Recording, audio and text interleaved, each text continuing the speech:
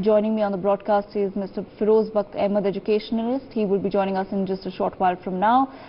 Sanjay Vachen, a political analyst with us. Deshratan Nigam, political analyst with us on the broadcast as well. And I also have with me Major Mohammad Ali Shah of the Impar with us on the broadcast. Let me begin this conversation with Major Mohammad Ali Shah.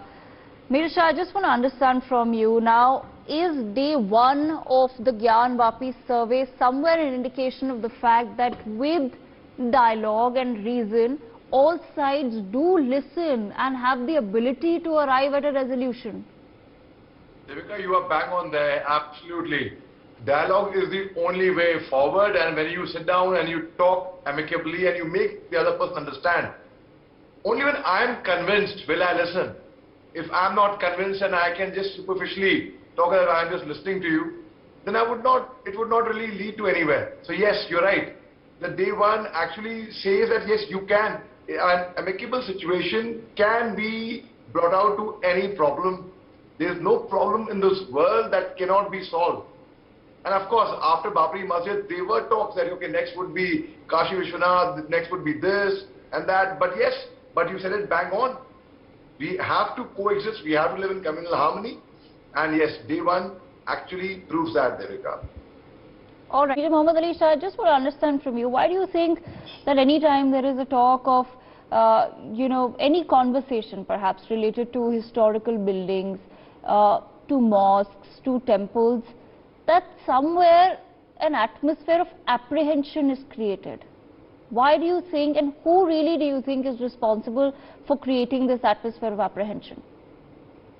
This is fear of the mind. Maybe it's the fear of the unknown, perhaps, human psychology, and I do not justify that. I'm not justifying that. I'm just telling you, I'm giving you an answer to your question as to why such an apprehension is built up, which should not be the case. Like, for example, in the case of Gyaan Vapi Mosque, frankly speaking, if you ask me personally, I saw no harm in the Archaeological Survey of India entering and doing videography, filming it and taking photographs.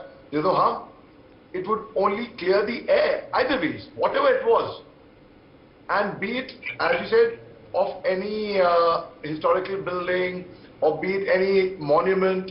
Why is there apprehension? Well, there is apprehension because then a whole communal atmosphere is built thereafter. That, oh, so-and-so's ancestors were this. So like you just heard Mr. Nigam speak, and who I have a lot of regard and respect for. Well, sir, regarding history, we all should know history. We all must understand history. Why do we study history? We study history to go back in the past, understand what had happened, so that the same mistakes are not repeated thereafter again. And our cultural heritage, we should actually feel proud and we should live up to. Not, just because iske ancestors ne aisa kara to isko pakad ke ye punish that person. No, that should not. That's unfair actually. That's really very unfair. Like yesterday, again I was on NewsX only with the Mega, and there was one Maharajji, one religious leader, and he was saying what he said was a very, very strong statement. Exact words to quote him, he said, मुसलमानों को हमारा temple वापस करना चाहिए और उनको हमसे क्षमा मांगना चाहिए. And I said, well, to be a bit large-hearted, क्षमा मांगने को मैं तैयार हूँ, मैं आ जाऊँगा, कोई बात नहीं. There's no problem at all. But for what? For what? What should I ask for this? And rightly so. Yes, I understand where you're coming from, and I appreciate the fact that you're raising this, because this is what we also somewhere need to understand.